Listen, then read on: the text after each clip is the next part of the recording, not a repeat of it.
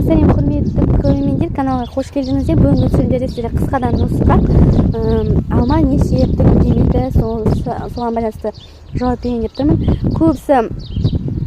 Көбісінде алма деген жылда егер 7 жылдап 10 жылдап өнім бермей жатады. Ондай менде де бар. Менде де барлығы бәрі қай идеальный емес, сол себептен менде де ондай алма бар. Яғни бұл алма сіздерге дейін 10 жылдай болып қалды. 9-10 жылдай болып қалды. Ешқашан да өнім берген емес. Осы уақытқа дейін жапырақтары әлгіде қандай, мен бір жерде бір питомниктен алған болатынбыз. Ол қандай алма екені, қандай түр екені, ол ерте пісетін ба, ол жай пісетін ба, ол белый налив ба, оны ешбірін білмеймін. Сол себептен ештеңе айта алмаймын. Енді қараңыздар, мен бұл алма талды жылда өседі.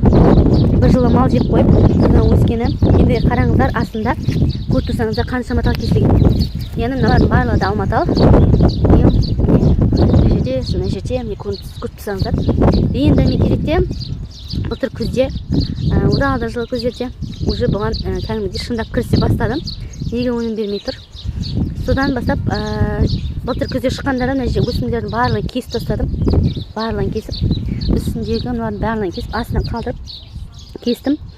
2 жыл қатарынан сөйтіп кесіп келдім. Енді қараңыздар, міне осы биыл қараңыздар, гүлдеп бастап жатыр.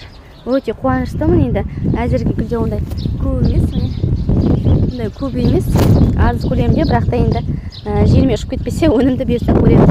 Енді сіздерге де сол айтарым сол қысқадан нұсқа. Яғни мына жерде бар мынандай өсімдер, сол өсімдердің барлығын кесіп алып тастау жасында. Яғни өзіне қаншама өсім шығады, барлығын мен кесіп тастауым керек. Яғни күш осыған кетпеу керек. Күш осыған кетіп гүлдемейтін сол себепті деген. Және де дәл осындай мен Алматыда вишняның қасында бар. Ол да вишнямен қатар отырғызбағандарыңыз дұрыс. Вишнямен қатар отырса өнім беруі екі талай. Сол себепті міне көріп тұрсаңыздар, осындай артық өсімдерді алып тастап, тек қана осындай бір таяқ қылып қалдыруыңыз керек. Сонда ғана сіздердің алматыларыңыз өнім беріп бастайды. Және әрине минералдық тыңайтқыштарды да қосуды ұмытпаңыздар.